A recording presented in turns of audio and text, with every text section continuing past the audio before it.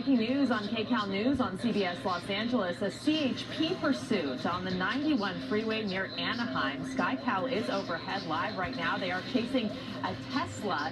It was wanted for an HOV violation for driving in that lane. We can see their lights and sirens on as CHP officers pursue this white Tesla sedan on the 91. This started around the Norwalk area, and this driver is not pulling over, using the signal and at times passing other cars, but also allowing other cars to pass this driver too. So obeying some laws, but not pulling over for these officers who have their lights and sirens on. Of course, it's a Friday night. It's busy out there in Southern California on the freeway.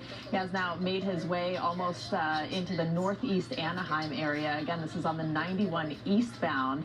A dangerous situation for everyone else on the road right now. Luckily, there isn't too much traffic there, but we see other cars passing and being passed as the CHP pursues this Tesla, originally wanted for driving in the HOV lane and then not pulling over. So we are continuing to follow this from KCAL. You can see the location here now at about 68 miles per hour, seeming to obey the other laws as far as we can tell since we've been watching this, using turn signals to change lanes. We got a little frozen signal there from KCAL. Here it is back again. You're getting an idea of the location of the speed. This is around the northeast Anaheim area now on the 91.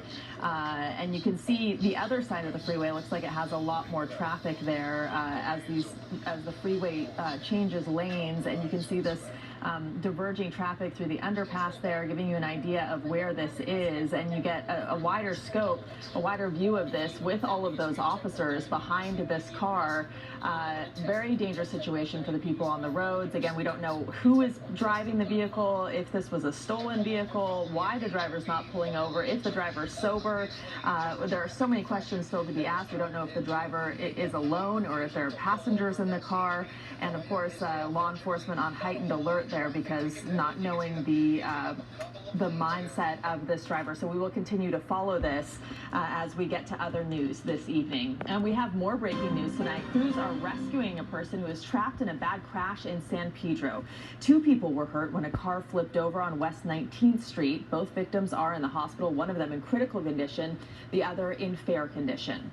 Also new tonight, 5 people shot in Pasadena. 4 of the victims were rushed to hospitals by ambulance. The 5th victim managed to get to a hospital on their own. This happened across the street from a liquor store, and we're told the shooting started with a fight on Orange Grove between Raymond and Marengo. Police are not releasing any other information on a suspect. And police still looking for a 4th suspect in South LA after a dangerous stolen car chase there. The suspect's possibly firing a shot at a police helicopter and at one point going the wrong way on the 110. KCAL picked up the chase in Carson. The driver exiting at the Torrance Boulevard exit. The suspects bailing out and making a run for it. Dozens of police officers chasing the suspects through traffic. KCAL spotted one of the takedowns and 2 others were later arrested. The 4th suspect is still missing and the search near Manchester and Figueroa continues. Also tonight, a prayer service to remember the victims of a mass shooting in Orange County. Good evening, I'm Rita Shabazi. Pat Harvey is off tonight. A grieving community honoring the victims of the Cook's Corner mass shooting where 3 people died. They have been identified as 49-year-old Tanya Clark of Scottsdale, Arizona, 67-year-old John Leahy of Irvine, 53-year-old Gren Sproul Jr. of Stanton. Saddleback Church in Lake Forest opened its doors for the service tonight. KCAL News reporter Nicole Comstock shows us how people are coming together to try to heal. So many people thought of this bar and restaurant like a second home, and so it's incredibly shocking to them that a tragedy of this magnitude could even happen there.